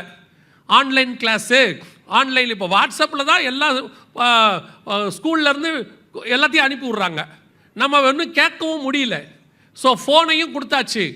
எல்லா வகையிலையும் பிசாசு வகை தேடி சுற்றி திரிகிறான். தோட்டத்துக்குள்ள சர்ப்பம் நுழையாமல், சத்துரு உங்கள் வயலில் களை விதைக்காமல் இருக்கணும்னா அதை காவல் காக்கிற பொறுப்பை கர்த்தர் உங்கள் கையில் கொடுத்திருக்கிறார். You don't want to be a dictator. திருப்பியும் சொல்கிறேன், நீங்கள் சர்வாதிகாரியாக இருக்க வேண்டாம், அதிகாரியாக இருங்கள். சர்வாதிகாரம்னா உங்கள் இஷ்டத்துக்கு பிள்ளைய போட்டு இப்படித்தான் இருக்கணும் திருப்புறது. நான் அதை சொல்லலை. உங்கள் பிள்ளைக்கு பாதுகாப்பாக இருங்க. எங்கே போனால் எங்கே போகிறேன்னு கேளுங்க. நான் போகிறேன், எங்கே போகிறேன், வருவேன். ஏன் போகும்போதே எங்கே போகிறீங்கன்னு கேட்குறீங்க. எப்படா வருவேன்? 7 மணிக்குள்ளே வருவேன், 8 மணிக்குள்ளே வருவேன். இப்படி தான் சொல்கிறாங்க இன்றைக்கி இருக்கிறவங்கள. முந்தைய நம்ம அப்படி சொல்ல முடியாது இல்லையா? ஆனால் இப்போவும் கேட்க வேண்டிய அதிகாரம் உங்களுக்கு இருக்கு. பிள்ளைங்க எங்கே போகுதுன்னு உங்களுக்கு தெரியணும், என்ன பண்ணுதுன்னு தெரியணும். இதை ஒரு சில பெற்றோர் எல்லாம் அட்வான்டேஜாக ரொம்ப பேசுறது. என் பையனை ஒன்றும் கேட்க முடியாது, ஒன்றும் சொல்ல மாட்டான், அவன் வரும்போது தான் வருவான், போகும்போது தான் போவான். இது ஒரு பெருமை அவங்களுக்கு, இதில் ஒரு சந்தோஷமா உங்களுக்கு? சொல்லுங்கள். உங்கள் குடும்பத்தினுடைய மிக முக்கியமான காரியம் உங்கள் கையில் இருக்கிறது. பண்படுத்தவும் காக்கவும் வைத்தார். இது நான் வெறும் பிள்ளைகளுக்காக மட்டும் சொல்கிறேன்னு நினைக்காதீங்க, முழு குடும்பத்துக்கும் சொல்கிறேன். முழு குடும்பத்திலையும் யார் என்ன செய்கிறாங்கன்றது உங்களுக்கு தெரியணும். சந்தேகப்பட வேண்டாம், பாதுகாப்பாக இருக்கணும். எல்லாத்தையும் இழந்துட்டு தேவ சமூகத்தில் போய் நின்னீங்கன்னா சில ஆட்கள் இவங்க செய்ய வேண்டிய ரெஸ்பான்சிபிலிட்டி, டியூட்டியே செய்ய மாட்டாங்க. பிரச்சனை வந்துடும். அப்புறம் ஆண்டவர்கிட்ட வந்து அழுவுறது, இல்லை சபையில் வந்து சொல்கிறது, நான் தசமம் காணிக்கையெல்லாம் கரெக்டாக தானே கொடுத்தேன், ஏன் என் குடும்பத்தில் இப்படி நடந்துச்சு? நிச்சயம் சொல்கிறேன், நீங்கள் கரெக்டாக கர்த்தர் சொன்ன வசனத்தின்படி குடும்பத்தை நடத்தினா ஒரு நாளும் பிரச்சனை வரவே வராது. இது 2000 வருஷத்துக்கு போதுமான புஸ்தகம். தேவையானதை கர்த்தர் எழுதி கொடுத்துருக்கிறார். இங்கே பல நேரங்களிலே நாம தான் மிஸ்டேக் பண்ணுறோம். நாம தான் தோட்டத்தை காவல் செய்யாமல் விட்டுடுறோம். அதனுடைய விளைவு சத்துரு களைகளை என்ன செஞ்சிட்டானா, களைகளை கொண்டு வந்து விதைத்தான் இருக்கு. அந்த 13ஆம் அதிகாரம் மத்தேயு எழுதின சுவிசேஷம், அடுத்து 28வது வசனம் வாசிங்க. பின்னும் அதற்கு அவன், சத்துரு அதை செய்தான் என்றான். அப்பொழுது வேலைக்காரர், நாங்கள் போய் அவைகளை பிடுங்கி போட உமக்கு சித்தமா என்று கேட்டார்கள். முதல்ல களை விதைக்கும் போது விட்டாச்சு. அடுத்து சில பெற்றோர் அல்லது சிலருடைய வாழ்க்கையில் இந்த மிஸ்டேக் இருக்கு. எந்த மிஸ்டேக் இருக்குது? நாங்கள் போய் அதை என்ன செய்யட்டுமா, பிடுங்கட்டுமா. பிப்ளிக்கலாக நான் உங்களுக்கு சொல்கிறேன், ஒரு தவறு நடந்துடுச்சுன்னா அந்த தவறை கர்த்தருடைய சித்தத்தின்படி அவருடைய கைடன்ஸ் படி தான் திருத்தணும். பல நேரங்களில் நீங்கள் என்ன செய்கிறீங்க, நடந்த தவறை திருத்துறதுக்கு உங்களுடைய அனுபவம், உங்களுடையதான ஐடியாஸை கொண்டு வந்து உள்ளே நுழைக்கிறீங்க. இன்னும் கொஞ்சம் புரியும்படி நான் உங்களுக்கு சொல்கிறேன், நல்லா கவனிங்க. இப்போது இஸ்ரவேல் ஜனங்கள் கானானுக்குள்ளே நுழையணும். கானானுக்குள்ளே நுழையும் போது கர்த்தர் சொல்கிறார் போங்கன்னு. இவங்க போய் பார்த்துட்டு வந்துட்டு சொல்கிறாங்க, வேவுக்காரங்க, இல்லை உள்ள ராட்சதர் இருக்கிறாங்க, போக முடியாது, ரொம்ப அங்கே போனால் நம்ம செத்து போவோன்னு 10 பேர் துர்ச்செய்தியை பரப்பினாங்க. ஆனால் இதுவரைக்கும் கர்த்தர் எல்லா இடத்துலையும் அவங்க ஜெயந்தான் கொடுத்துருக்கிறார். இப்போ இவங்க திருப்பி வந்து சொன்ன உடனே ஒரு கூட்டம், பெரிய கூட்டம் சொல்லிருச்சு, நாங்கள் போக மாட்டோம் அப்படின்னு சொல்லிருச்சு. உடனடியாக ஆண்டவர் சொன்னார், சரி நீங்கள் போய் என்ன செய்யுங்க, 40 வருஷம் சுற்றிட்டு வாங்க. எதுக்காக அப்படி சொன்னாருன்னு கேட்டிங்கன்னா, இவங்க 40 வருஷம் சுற்றிட்டு வரும்போது நல்லா கவனிச்சு பாருங்கள். 40 வருஷம் சுற்றிட்டு அவங்க கானானுக்குள்ளே நுழையிறாங்க. அந்த வசனத்தை வாசிங்க பார்ப்போம். நியாயாதிபதிகளின் புஸ்தகம் 3ஆம் அதிகாரம் 1ஆம் வசனம் வாசிங்க. கானான் தேசத்தில் நடந்த சகல யுத்தங்களையும் அறியாதிருந்த இஸ்ரவேலர் ஆகிய அனைவரையும் சோதிப்பதற்காகவும் வாசிங்க. இஸ்ரவேல் புத்திரரின் சந்ததி யாரும் அதற்கு முன் யுத்தம் செய்ய அறியாதிருந்தவர்களும் அவைகளை அறியும்படி பழக்குவிப்பதற்காகவும் கர்த்தர் விட்டு வைத்த ஜாதிகள் யாரென்றால், பெலிஸ்தரின் 5 அதிபதிகளும் சகல கானானியரும் சீதோனியரும் பாகால் எர்மோன் துவங்கி ஆமாத்திற்குள் பிரவேசிக்கும் வரைக்கும் லீபனோனின் மலைகளிலே குடியிருக்கிற ஏவியருமே. இவ்வளோ பேர் தான் இருக்கிறாங்க பார்த்தீங்களா? இதில் என்னங்க இருக்குன்னு கேட்குறீங்களா?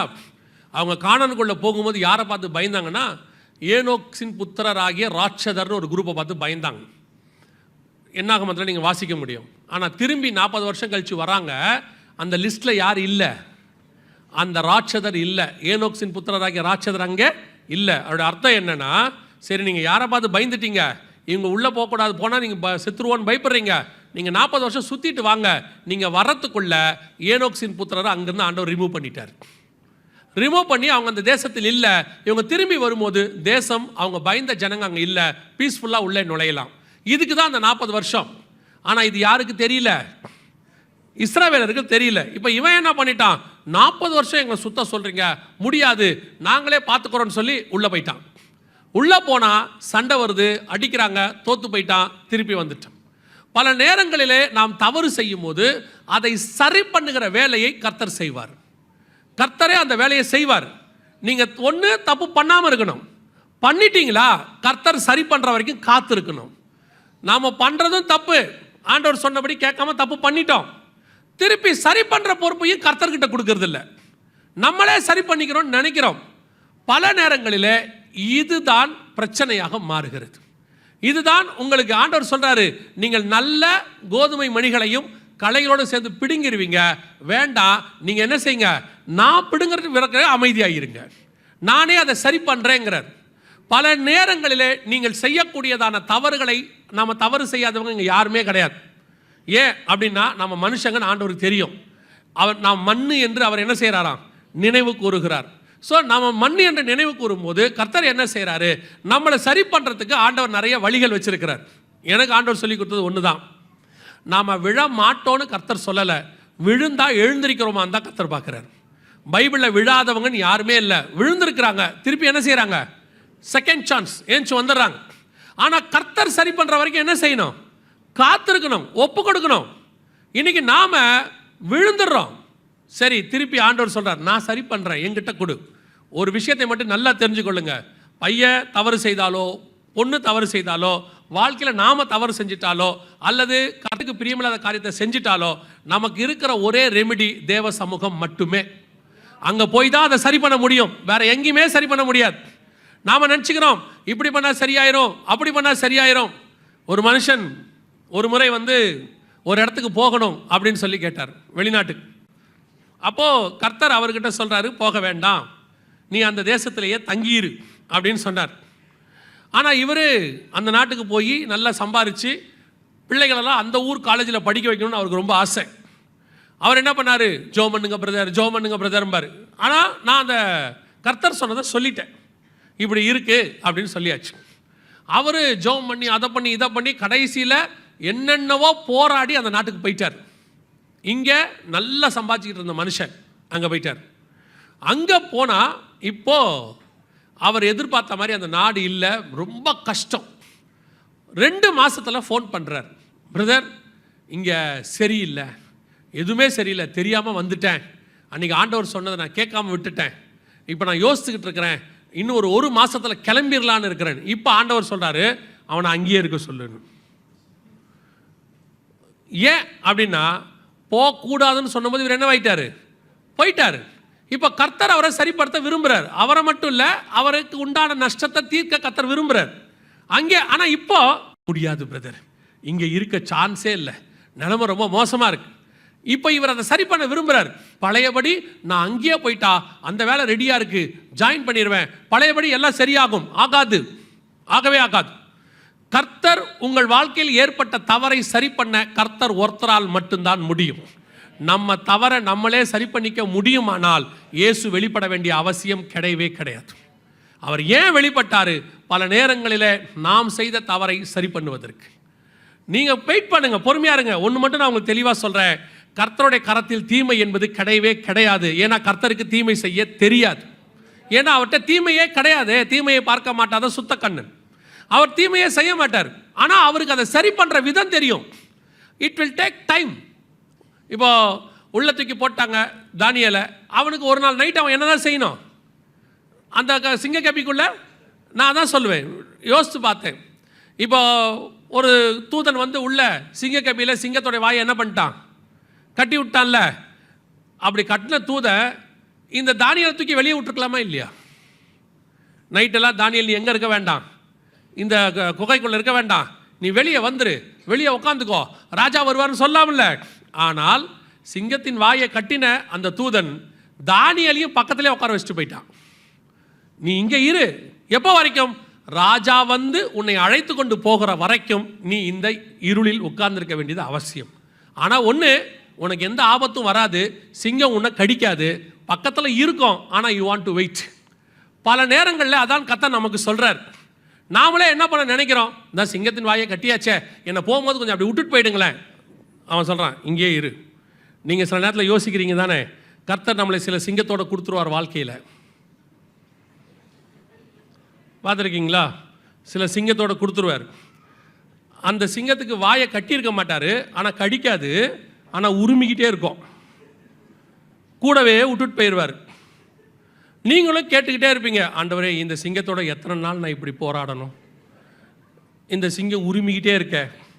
நீங்கள் தானியேலை யோசித்து பாருங்கள். அவன் வாயை கட்டிட்டு போயிட்டான் சிங்கத்தை. இப்போ அந்த குகையில் சிங்கமும் இருக்குது, தானியேலும் இருக்குது. சிங்கம் இப்போ தானியேலை எப்படி பார்த்துக்கிட்டு இருக்கோம்? நல்ல சாப்பாடு இருக்குது, சாப்பிடவும் முடியல, எதிரிலையும் உட்காந்துருக்கு. அப்படியே அந்த சிங்கம் பார்க்க முன்னாடியை விட இப்போ எப்படி பார்க்கும்? 2 மடங்கு கோபமாக பார்த்துருக்கோம். என் வாய் மட்டும் திறந்துச்சு, உன்னை ஒரு வழி பண்ணிட வேண்டாம். தானியேல் நேருக்கு நேர் கூட பார்க்க மாட்டார் சிங்கத்தை, இப்படி கீழே தான் பார்த்துக்கிட்டு இருப்பார். ஏன்னா பார்த்தா கோபம் வந்துடும் சிங்கத்துக்கு. பல நேரத்தில் கர்த்தர் அப்படிப்பட்ட சிங்கத்தோடு நமக்கு வாழ்க்கையை அமைச்சு கொடுத்துருவார். அந்த சிங்கம் உரிமிக்கிட்டே இருக்கும். என்னைக்கு ஆண்டவரே என்னை வெளியே எடுத்து காப்பாற்றுவீங்க அப்படின்னு ஆண்டவர் சொல்வார். ராஜா மேலேருந்து வந்து தூக்குற வரைக்கும் உன் நிலைமை அதான் தம்பி, நீ அது கூடவே தான் இருக்கணும், மாறவே மாறதான், நோ சான்ஸ். சில நேரத்தில் ஆண்டவர் கொடுத்துட்டார். இதை எதை சில ஆட்கள் அதை சரி பண்ணணும்னு நினைப்பான். பார்த்துருக்கீங்களா? இதை நம்ம எப்படியாவது சரி பண்ணலாமா? ஆவாது. அதில் சில பேர் இப்போ இந்த கடைசி காலத்தில் துணிகரமானோன்னு, நம்ம வேணால் வேற சிங்கத்துக்கிட்ட போய் பார்ப்போமா, இந்த சிங்கத்தையாவது வாயை கட்டி விட்டுருக்காரு, வர சிங்கத்தை வாயை கட்டாமல் அனுப்புவார், அது பொறாண்டோம்.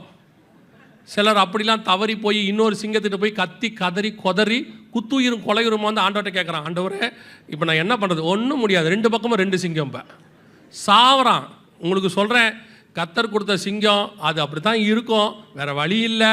ஆனால் கடிக்காமல் கத்தர் பார்த்துப்பாரு, சாகாமல் பார்த்துப்பாரு, கடைசி வரைக்கும் அப்படியே ஓடி முடிச்சுருங்க. வேறு சிங்கத்தெல்லாம் கேட்டிங்க தொலைஞ்சிய. ஆண்டவருக்கு தெரியும் எந்த சிங்கம். இப்போ நான் சொல்கிறது உங்களுக்கு புரியுது தானே? ரைட். புரியாமல் பார்க்கக்கூடாதுல்ல. பல நேரத்தில் அதான் நடக்குது. நம்மளே சரி பண்ணிடலாம், அப்படி பண்ணலாம். இல்லை, கர்த்தர் சில காலங்களை நமக்கு அப்படி வச்சுருக்கார். ஒருத்தர் என்ன கேட்டார், அப்புறம் ஏன் பிரதர் நமக்கு மட்டும் இப்படி ஒரு பிரச்சனை வருது அப்படின்னாரு. நான் கேட்டேன், இப்போது நீங்கள் பவுல் மாதிரி பட்டணங்கள் தோறும் அடிக்கப்பட போகிறீங்களான்னு. இல்லை. பசியோ பட்டினியோ நிர்வாணமோ நாசமோசமோ உங்களுக்கு உண்டான்னு. இல்லை. 1 குறைய 30 40 அடித்தாங்களா? இல்லை. மொத்தத்துக்கு சேர்த்து தான் இதை கொடுத்துருக்குறாரு போங்கன்னு சொன்னேன். நம்ம என்ன பவுல் மாதிரி பட்டம் தோறும் அடிக்கவா பட போகிறோம்? ஒரே பட்டணம் ஒரே அடி. டெய்லி காலைல 7 மணிக்கு பார்க்க போகிறோம், திருப்பி 9 மணிக்கு பார்க்க போகிறோம். நடுவில் ஒரு 8 மணி நேரம் ஜாமீன் கொடுக்குறாரு, ஆஃபீஸுக்கு போயிட்டு வந்துடுறீங்க, திருப்பி ஜெயிலுக்குள்ளே வந்து சைன் போட்டு மாட்டிக்கிறீங்க. வேறு ஒன்றும் கிடையாது. அவ்வளோதான், போக வேண்டியதுதான். ஒருத்தர்கிட்ட கேட்டாங்க, மனைவி ரொம்ப பிரச்சனை பண்ணிச்சான், ஒரு 3 மாதம் மட்டும் பொறுத்துங்க பிரதர் அப்படின்னாங்களாம். அப்போ அவர் கேட்டாராம், 3 மாதத்தில் சரியாயிருமான்னு. இல்லை, உனக்கு பழகிடும்னு சொன்னார். அவ்வளோதான், வேலை வழியே இல்லை. பல நேரங்கள் நாம் சரி பண்ண நினைக்கிறோம். இந்த கலைகளை நாங்கள் பிடுங்கட்டுமா, அதை பண்ணுமா? ஒன்றும் பண்ணாதீங்க, அமைதியாக விடுங்க. கர்த்தரே எல்லாவற்றையும் மாற்றி அமைக்க வல்லமை உள்ள தேவனாய் இருக்கிறார். நீங்கள் பண்ணுறதுக்கு முன்னாடி 1000 தடவை யோசிக்கலாம். திருமணம் பண்ணுறதுக்கு முன்னாடி, பண்ண பிறகு ஒரு தடவை கூட யோசிக்கக்கூடாது. முடிஞ்சிருச்சு, அவ்வளோதான், ஓவர். என்ன செய்யலாம்? ஜபத்தோடு போகணும். ஆண்டவரே வரும்போதெல்லாம் ஜபத்தோடு வீட்டுக்கு வரணும். சிங்கத்தின் வாயை கட்டுங்கப்பா, சோத்திரம்பா சோத்திரம்பான்னு வந்துட்டு, அதை அன்றைக்கி நைட்டு சிங்கம் வாய் கட்டி இருந்துச்சுன்னா பிரைஸ் தலான்னு படுத்து தூங்கிடணும். யார் இப்படி சிரிக்கிறத? சிங்கத்தோட வாழ்ந்துட்டு இருக்காரு போலன்னா. கவனிங்க, பல நேரங்களில் நாம் அதை சரி பண்ண நினைக்கிறோம். ஆண்டவர் சொன்னார், வேண்டாம், எங்கிட்ட விடு, நான் அதை என்ன செய்கிறேன் பார்த்துக்கிறேன். இன்றைக்கி நிறைய பேர் இந்த தப்பை செஞ்சிட்ருக்கிறாங்க. நான் குடும்பத்தில் மட்டும் சொல்லலை, பல நேரங்களில் இன்றைக்கி கடைசி காலத்தில் கிறிஸ்தவத்தில் நிறைய கலைகளை பிசாசு கொண்டு வந்து விதைக்கிறான். நல்லா கவனிச்சுக்கோங்க. கிறிஸ்தவத்துக்குள்ள, சபைகளுக்குள்ள, உபதேசங்களுக்குள்ள முந்தியெல்லாம் ஒரு சர்ச் இருக்கும், ஒரு பாஸ்டர் இருப்பார், அவர் நமக்கு போதிப்பார், அது மட்டும்தான் சத்தியமாக இருந்துச்சு. அப்படியே கள்ள உபதேசம் வரணும்னா யாராவது 2 பேர் வீட்டுக்கு வந்து என்ன செய்வாங்க? கள்ள உபதேசத்தை பேசுவாங்க. அதையும் சபையில் நமக்கு சொல்லி கொடுத்துருவாங்க, அந்த மாதிரி ஆட்களை வீட்டில் ஏற்றாதீங்கன்னு. இப்போ அப்படி இல்லை. கள்ள உபதேசம் எல்லா வகையிலையும் வருது. செல்ஃபோன் வழியாக வருது, வாட்ஸ்அப் வழியாக வருது, ஃபேஸ்புக் வழியாக வருது, எல்லா வகையும் வருது. இதிலிருந்து உங்களை நீங்கள் தான் பத்திரமா என்ன செய்யணும்? காப்பாற்றிக்கணும். கலைகளை விதைக்காதபடி என்ன செய்யணும்? பார்க்கணும். இன்றைக்கி நிறைய கள்ளோபதேசங்கள் வந்துருச்சு. இதை கொஞ்சம் பேர் இன்றைக்கி யூடியூப்லேயும் அல்லது ஃபேஸ்புக்லேயோ கொஞ்சம் பேர் என்ன செய்கிறாங்க? இதை சரி பண்ணணும்னு நினைக்கிறாங்க. சரி பண்ணுறதுக்கு என்ன பண்ணுறாங்க? இந்த கள்ள உபதேசம் பேசுகிற ஊழியக்காரங்க அவங்கள எல்லாம் இவங்க டார்கெட் பண்ணி வீடியோஸ் போட்டு இவர் இந்த மாதிரி பண்ணுறாரு, அவர் அந்த மாதிரி பண்ணுறாரு அப்படின்னு ஆரம்பித்து இவங்க நிறைய வீடியோஸ் போகிறாங்க. இந்த கிரிட்டிக்ஸ் இந்த வீடியோஸ் எல்லாம் நிறைய லைக்ஸு நிறைய வியூஸ் போகும்போது அவங்க என்ன செய்கிறாங்க? நல்ல விஷயத்தை தான் ஆரம்பிக்கிறாங்க ஆரம்பத்தில். அப்புறம் போக போக வீடியோ போடணுமே, அப்புறம் ஒவ்வொரு ஊழியக்காரனையும் குறைய கண்டுபிடிக்கிறாங்க. இவர்கிட்ட என்ன குறை இருக்குது, இவர்கிட்ட என்ன குறை இருக்குது, குறை கண்டுபிடிச்சி வீடியோ போடணும், வீடியோக்காக குறை கண்டுபிடிக்க ஆரம்பிச்சிட்டாங்க. அதைத்தான் இங்கே ஆண்டவர் சொல்கிறாரு, நீங்கள் பல நேரங்களில் நல்ல கோதுமை மணிகளோடு கூட களைகளோடு கூட நல்ல கோதுமை மணிகளை என்ன பண்ணிடுறீங்க? விடுகிறீங்க. அதனால் நிறைய பேர் இடரல் அடைகிறார்கள். உங்களுக்கு சொல்கிறேன், எந்த ஒரு ஊழியக்காரனை பற்றியோ யாரை பற்றியோ ஊழியங்களை பற்றியோ அவர்களை கிரிட்டிக் பண்ணியோ அல்லது அவங்களுடைய தப்பை குறித்தோ வீடியோ போட்டோ அல்லது கமெண்ட் போடுற வெளியோ உங்களுக்கோ எனக்கோ இல்லை. அதை கர்த்தர் பார்த்து கொள்றேன்னு சொல்கிறார். அது வளரட்டும்ன்றார் ஆண்டவர். அவங்க வசனம் கீழே சொல்கிறார் பாருங்களேன்.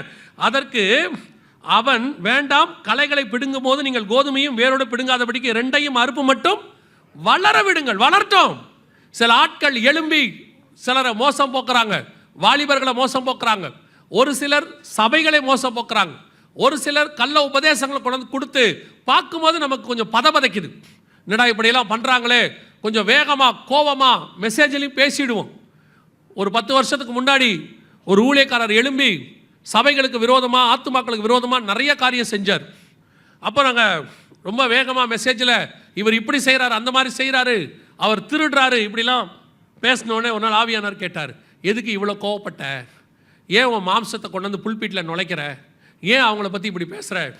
ஆண்டவரே இந்த மாதிரிலாம் செய்கிறாங்க, எலியா மாதிரி நம்மளும் நான் ஒருவன் மாத்திரம் மீந்திருக்கிறேன் அப்படின்ற மாதிரி ஆண்டவரே இவர்கள் இப்படிலாம் செய்கிறாங்க. ஆண்டவர் சொன்னார், எனக்கு தெரியாமையா வளருது, அது நான் தான் வளர விட்டுருக்கிறேன்.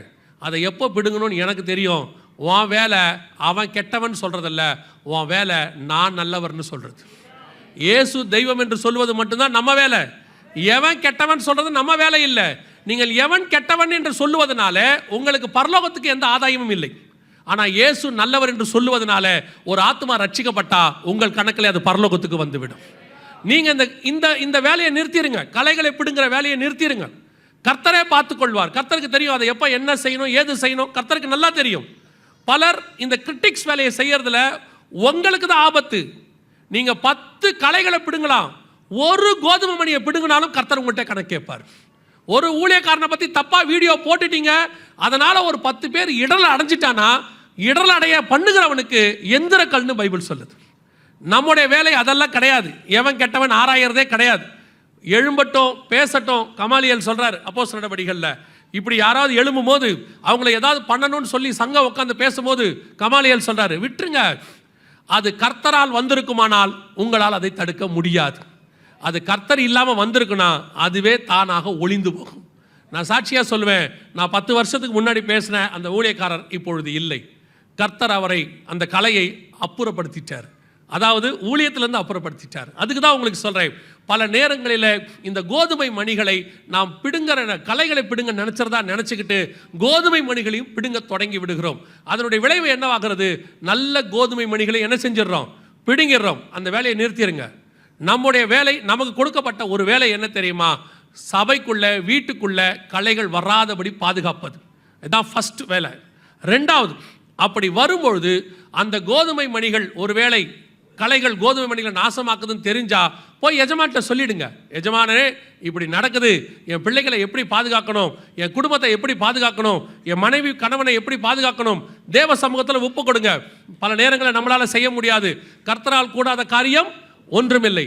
கண்டிப்பாக நீங்கள் ஜெபிக்கும் பொழுது உங்கள் குடும்பத்தை மாற்றி அமைக்க தேவன் வல்லமை உள்ளவராக இருக்கிறார். நீங்கள் ஒரு முடிவுக்கு மட்டும் வந்துடாதீங்க, என் பையனை இப்படி பண்ண முடியாது, அவ்வளோதான் போயிட்டான், என் பொண்ணு போயிடுச்சு. ஒரு சாட்சியை சொல்லிட்டு நான் முடிக்க விரும்புகிறேன். ஒரு ஆவிக்குரிய தகப்பன் ஒருவர் தன்னுடைய பையனுக்கு திருமணம் செய்து வைக்க விரும்பினார். நடந்த சம்பவம், வெளிநாட்டில் திருமணம் செய்ய வைக்க விரும்பினார். ஒரு நாள் வந்து அந்த பையன் சொன்னான், நான் இந்த மாதிரி இன்னொரு பையனை திருமணம் பண்ண போகிறேன்னு சொன்னான். அப்பாவுக்கு ஷாக் ஆயிடுச்சு. என்னப்பா சொல்கிறேன்னு. நான் இன்னொரு பையனை விரும்புகிறேன், அவனை கல்யாணம் பண்ணிக்க போகிறேன் அப்படின்னு. உடனே அப்பா சொன்னார், நோ சான்ஸ், பைபிள் படி இது தப்பு, நான் ஒத்துக்கவே மாட்டேன் அப்படின்னாரு. பையன் சொன்னான், நான் ஒன்றும் உங்களை இன்விடேஷன் கொடுத்து கூப்பிட வரல, இன்ஃபர்மேஷன் கொடுக்க வந்தேன். நான் உங்களுக்கு இன்ஃபர்மேஷன் தான் கொடுக்க வந்தேன். அப்பா சொன்னார், நீ போ, நான் பார்த்துக்கிறேன் அப்படின்னாரு. உடனே கூட இருந்த அம்மா சொன்னாங்க, அவனை ஒன்றும் பண்ண முடியாதுங்க, சட்டப்படி அவன் மேஜர், நம்ம எதுவுமே செய்ய முடியாது அப்படின்னாங்க. ஆண்டவர் சொன்னார், சட்டப்படி ஒன்று. அந்த கணவர் சொன்னார், சட்டப்படி தான் செய்ய முடியாது, பரலோகப்படி செய்யலாம், அவன் போட்டோன்ட்டார். போய் முழங்கால் போட்டார் மனுஷன். உபவாசம் இருந்தார். உபவாச ஜெபம் இருந்து முடிக்கிறாரு. பையன்கிட்ட இருந்து ஃபோன் வருது. பையன் சொல்கிறான், நான் திருப்பி வீட்டுக்கு வந்துடலான்னு இருக்கிறேன். என்ன விஷயம் என்னன்னு தெரில, நான் செய்கிறது தப்புன்னு தோணுது, நான் வந்துடுறேன். இப்போ அந்த பையன் வேறொரு பொண்ணை, அவங்க பார்த்த பொண்ணை திருமணம் செய்து அவன் இருக்கிறான். சாட்சியாக தான் சொல்கிறேன், எப்பேற்பட்டவனையும் மாற்ற தேவனால் முடியும். உங்கள் ஜெபத்திற்கு அப்படி ஒரு வல்லமை உண்டு. நீங்களே என்ன செஞ்சிடாதீங்க, அவ்வளோதான் முடிஞ்சிருச்சு, அவ்வளோதான் சான்ஸே இல்லை, எல்லாம் இல்லை. பெற்றோருடைய கண்ணீருக்கு எல்லா நாளும் தேவன் பதில் கொடுக்கிறவராக இருக்கிறார். நீங்கள் அவங்க பிள்ளைங்க ஒரு வேளை உங்கள் கையை விட்டு போயிட்டாங்கன்னா, நீங்கள் பாதுகாக்க வேண்டியது உங்கள் பொறுப்பு தான். போயிட்டாங்க, உங்கள் கையை விட்டு அவங்க போயிட்டாங்க, வேறு வழியே இல்லை, என்ன பண்ணலாம்? நீங்கள் அவங்கள திருத்தறதுக்கு அட்வைஸ் பண்ணீங்க, எல்லாம் பண்ணிட்டீங்க. அதை விட்டுட்டு அதை தாண்டி வேறு எதுவும் குறுக்கு வழியில் போய் திருத்தணும்லாம் நினைக்காதீங்க. அப்படியே ஆண்டவர்கிட்ட ஒப்படைங்க. சொல்ல வேண்டிய அட்வைஸை கொடுத்துக்கிட்டே இருங்க, பண்ண வேண்டிய ஜெபத்தை பண்ணிகிட்டே இருங்க. உங்கள் ஜெபத்துக்கு பதில் கொடுப்பார். எந்த பார்வோனையும் எந்த நேபுகாத் நேச்சாரையும் மாற்றி அமைக்க தேவன் வல்லமை உள்ளவராக இருக்கிறார். ஒரு நாள் ராத்திரி போதும் கர்த்தருக்கு, கொண்டாந்து மாற்றி கொண்டாந்து உங்கள் கையில் ஒப்படைச்சிருவார். தேவன் மீண்டும் உங்கள் களைகளை அப்புறப்படுத்தி விட்டு நல்ல கோதுமை மணிகளாய் மாற்றி கொடுக்க வல்லமை உள்ளவராய் இருக்கிறார். அல்லேலூயா. ஒரு நாள் வரும், அந்த கடைசி வசனத்தை வாசிங்க, முடிக்கலாம். 13ஆம் அதிகாரம் மத்திய எழுதின சுவிசேஷம் 30வது வசனத்தை வாசிங்கள். அறுப்பு காலத்தில் நான் அறுக்கிறவர்களை நோக்கி, முதலாவது களைகளை பிடுங்கி அவைகளை சுட்டெரிக்கிறதற்கு கட்டுகளாக கட்டுங்கள், கோதுமையோ என் களஞ்சியத்தில் சேர்த்து வையுங்கள் என்பேன் என்று சொன்னான். ஒரு காரியத்தை மாத்திரம் நன்றாக மனதில் வைத்துக் கொள்ள வேண்டும். வாலிபர்களுக்கு நான் சொல்கிறேன், சொல்லி முடிக்கிறேன். இந்த காலத்தில் நீங்கள் பார்க்கக்கூடிய பெரும்பான்மையானவைகள் கலைகள். நான் ஊழியக்காரங்களையும் சேர்த்து சொல்கிறேன், நிறைய ஊழியக்காரர்கள் கலைகளாக இருக்கிறார்கள். இந்த பீரியடில் யூத்ஸுக்கு, உங்களுடைய யூத்துக்கு ஏற்ற மாதிரி அவங்க வசனங்களையோ அல்லது என்டர்டெயின்மெண்ட்டையோ கொடுக்கும் பொழுது அதை சரி அப்படின்னு சொல்லி போவதற்கு எத்தனிக்காதிருங்கள். காரணம், உங்களுக்கு ஏற்ற மாதிரி ஊழியக்காரங்களை தெரிஞ்சு கொள்ளக்கூடாதுன்னு பைபிள் சொல்லிருச்சு. ஊழியக்காரன் உங்களுக்கு ஏற்ற மாதிரி இருக்கக்கூடாது, கர்த்தருக்கு ஏற்ற மாதிரி உங்களை மாத்திரவனாக இருக்கணும், அவன் தான் ஊழியக்காரனாக இருக்கணும். உங்களுடைய மாம்சத்தை சாட்டிஸ்ஃபை பண்ணுறவனாக ஊழியக்காரன் இருக்கக்கூடாது. உங்களுக்கு நல்ல என்டர்டெயின்மெண்ட்டாக ஜாலியாக குதிக்க ஓட ஒடியார அதுக்கு ஊழியக்காரன் தேவையே இல்லை. அதுக்கு வெளியே எத்தனையோ ரெக்ரியேஷன் இருக்குது. உங்களுக்குள்ளே இருக்கக்கூடியதான கர்த்தருக்கு பிரியமில்லாத காரியங்களை ரிமூவ் பண்ணுறவனாக இருக்கணும் ஊழியக்காரன். உங்களுடைய குற்றங்களை அப்புறப்படுத்துவனாக இருக்கணும், உங்களை சுத்தமானவனாய் மாத்திரவனாக இருக்கணும். அதுக்கு நீங்கள் ஒப்பு கொடுங்கள். இல்லாவிட்டால் ஒரு நாள் வெகு சீக்கிரத்தில் வருகிறது, நல்ல கோதுமை மணிகளை களஞ்சியத்தில் சேர்ப்பார், களைகளையோ அக்கினியிலே கொண்டு போய் எரிக்க போகிறார். நியாய தீர்ப்புக்கு பயப்படுங்கள். இன்னைக்கு தேவ பயம் இல்லாமல் போயிட்டு இருக்குது. பிரசங்கியின் புஸ்தகம் நினைக்கிறேன் வசனம் தெளிவாக சொல்லுது, உன் கண் கண்டபடி நட, உன் இஷ்டப்படி இரு, முடிவிலே நியாயத்திலே கொண்டு வந்து நிறுத்துவார். வாலிப பிராயத்தில் ஓடும்போது நமக்கு எல்லாமே ரொம்ப என்ன சொல்கிறது, நம்ம செய்கிறது தான் எல்லாம் கரெக்டுன்னு தோணும். ஒரு வாலிப பையனோட பேசிகிட்டு இருக்கும்போது அவன் சொன்னான், யார் சொன்னாலும் நான் கேட்க மாட்டேன் அங்கிள் அப்படின்னா. எனக்கு ரொம்ப சுருக்குன்னு குத்துச்சு. ஏன் அப்படின்னா, இங்கே யார் பர்ஃபெக்டு அப்படின்னா, யாரும் பர்ஃபெக்ட் இல்லை, யார் சொன்னாலும் கேட்க மாட்டேன். அப்போ யார் சொன்னால் தான்ப்பா கேட்பேன், ஆண்டவர் சொன்னால் தான் கேட்பேன்னா. எனக்கு அது வரைக்கும் கொஞ்சம் பரவாயில்ல, சந்தோஷமாக இருந்துச்சு. ஆண்டவர் சொன்னாலும் கேட்க மாட்டேன்னு ஒரு குரூப் இருக்குது இல்லையா, ஒரு குரூப் இருக்குது. கடவுள் சொன்னால் கூட கேட்க மாட்டேன். அந்த பிள்ளை பரவாயில்ல, அந்த பையன் சொன்னான் ஆண்டவர் சொன்னால் தான் நான் கேட்பேன். சிலர் அப்படி இருக்கிறாங்க, யார் சொன்னாலும் கேட்க மாட்டேன். நல்லா தெரிஞ்சுக்கொள்ளுங்க, ஆண்டவர் எல்லாத்தையும் இந்த வேதத்தில் எழுதி கொடுத்துருக்கிறாரு. நீ கேட்கும் போதெல்லாம் வந்து இறங்கி பேசணுன்றதுக்காக ஆண்டவர் சொல்லலை. இதை தாண்டி உனக்கு தேவைன்னா கர்த்தர் உன்னிடத்தில் வந்து பேசுவார். ஆனால் உனக்கு ஒரு தேவ பயம் ரொம்ப முக்கியம். எது செஞ்சாலும் கரெக்டு, என்ன பண்ணாலும் கரெக்டு, நாம் செய்கிறதெல்லாம் பர்ஃபெக்டாக இருக்குது. சிலர் பார்த்தீங்கன்னா நல்லா படிப்பான், மற்ற சேட்டைகளும் கூட்டம் இருக்கும். இந்த நல்லா படிக்கிறத வச்சுக்கிட்டு சேட்டைகளை ப்ளஸ் பாயிண்ட்டாக எடுத்துப்பான். எல்லாரும் சொல்லுவாங்க, அவனுக்கு என்னங்க நல்லா படிக்கிறான், இந்த படிப்பை வச்சுக்கிட்டு இதை எடுத்துப்பான். நீ எவ்வளோ படிக்கிற எவ்வளோ படிக்கலைங்கிறது முக்கியம் இல்லை, கர்த்தருக்கு முன்பாக உண்மையாக இருக்கிறியான்றது தான் முக்கியம். ஏன்னா உன் படிப்பை பார்த்து கர்த்தர் பரலோகத்தில் சேர்க்க பார்க்கறதில்ல, உன் உண்மையை பார்த்து தான் பரலோகத்தில் சேர்க்க போகிறார். நிறைய பேருக்கு இந்த ஒரு வேலை கிடச்சிருச்சு, நல்லா சம்பாதிக்க ஆரம்பித்த உடனே ஒரு துணிகரம் வந்துடுது ஆட்டோமேட்டிக்காக. ஏன் இஷ்டம், நான் செய்வேன், என் லைஃப் நான் அமைச்சுப்பேன். இல்லை, அது உன் லைஃப் இல்லை, கர்த்தர் உனக்கு கொடுத்த லைஃப். அதை எப்படி அமைக்கணும்னு கர்த்தர் தான் சொல்லி கொடுத்துருக்கிறாரு. உன் காலங்கள் அவருடைய கரத்தில் வரையப்பட்டிருக்கு.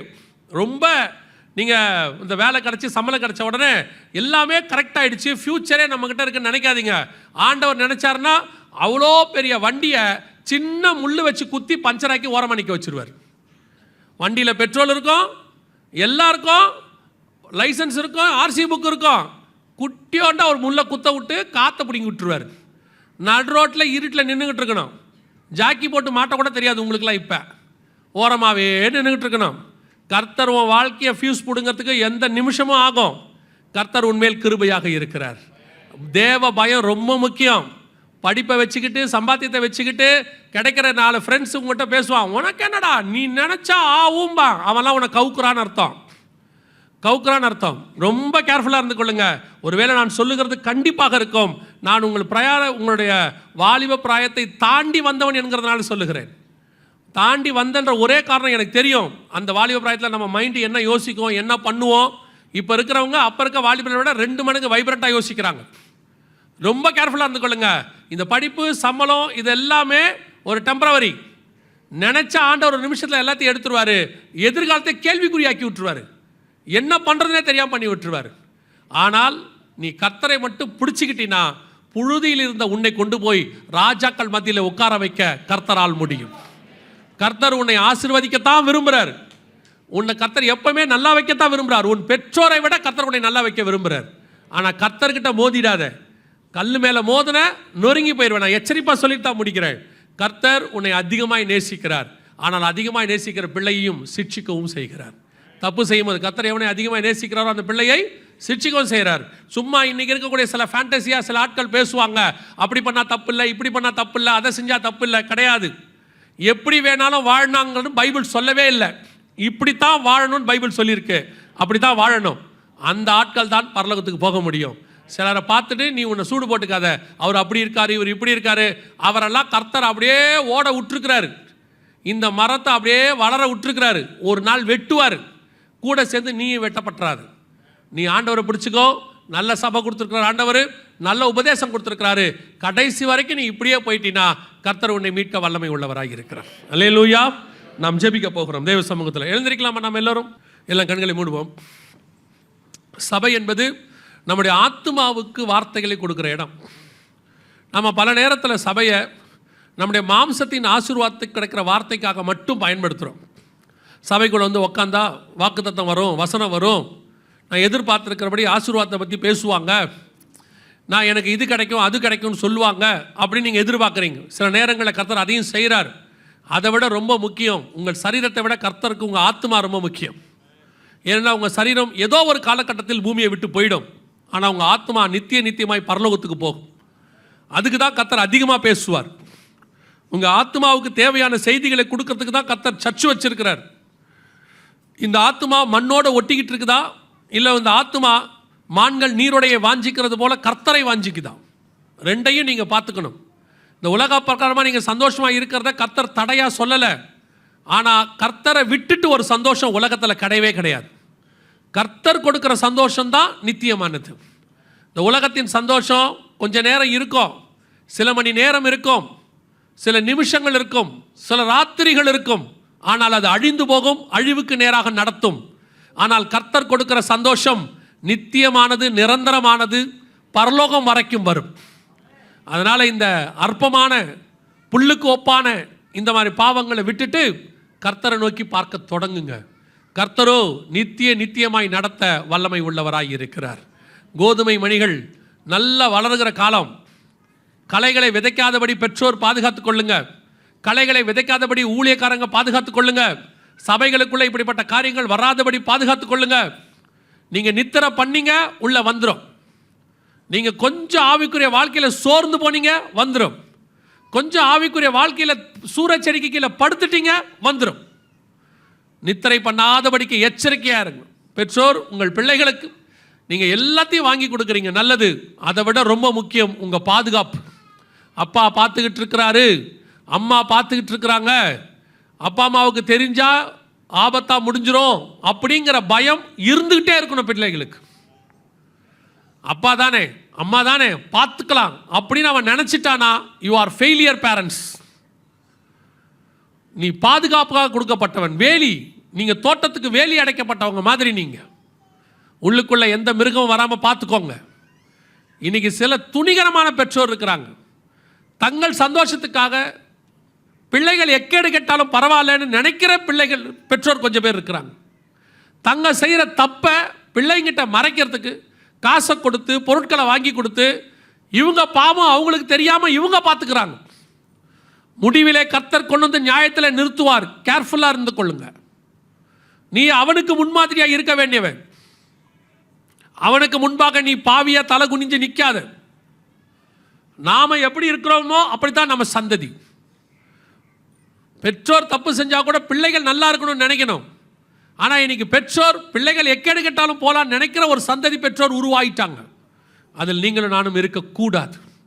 கடைசியாய் உங்கள் பிள்ளைகளை கர்த்தர் கையில் ஒப்படைங்க பார்ப்போம். கர்த்தருக்கு ஒப்பு கொடுங்க. உங்கள் பிள்ளை டாக்டர் ஆகணும், இன்ஜினியர் ஆகணும்னு எல்லாரும் நினைக்கிறீங்க. அப்படி தான் உலகத்தில் இருக்கிற எல்லாரும் நினைக்கிறாங்க. ஏன் நீங்கள் உங்கள் பிள்ளை ஊழியக்காரனாகணும்னு நினைக்கக்கூடாது? ஏன் அவன் கர்த்தருக்காக வைராகமாக எழுமணும்னு நினைக்கக்கூடாது? இன்ஜினியரிங் டாக்டருங்கிறது ஏதோ உங்களுக்கு கவர்ச்சியான ஒரு எதிர்காலம் மாதிரி தெரியுது. கர்த்தர் கரத்தில் ஊழியக்காரனுங்கிறது நித்தியமான ஆசீர்வாதத்துக்குரிய பணி.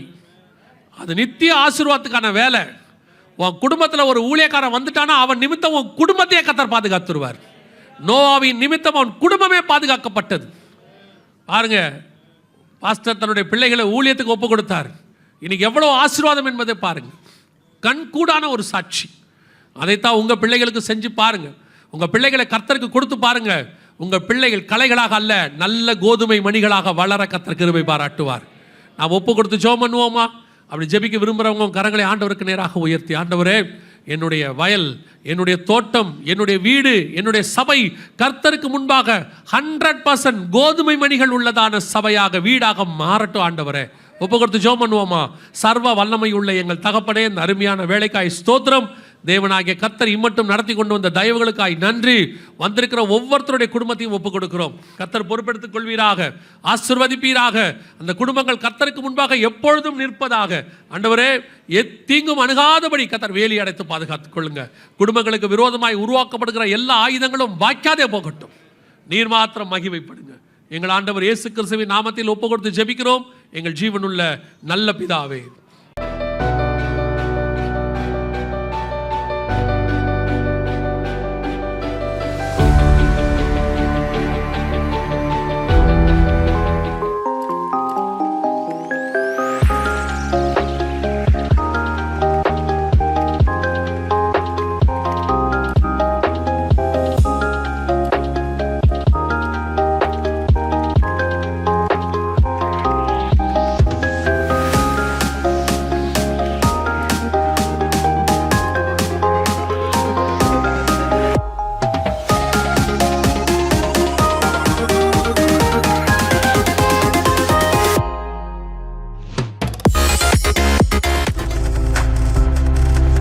நீங்கள் பார்த்துக் கொண்டிருப்பது உங்கள் ஜாய் டிவி. உங்கள் துக்கம் சந்தோஷமாய் மாறும்.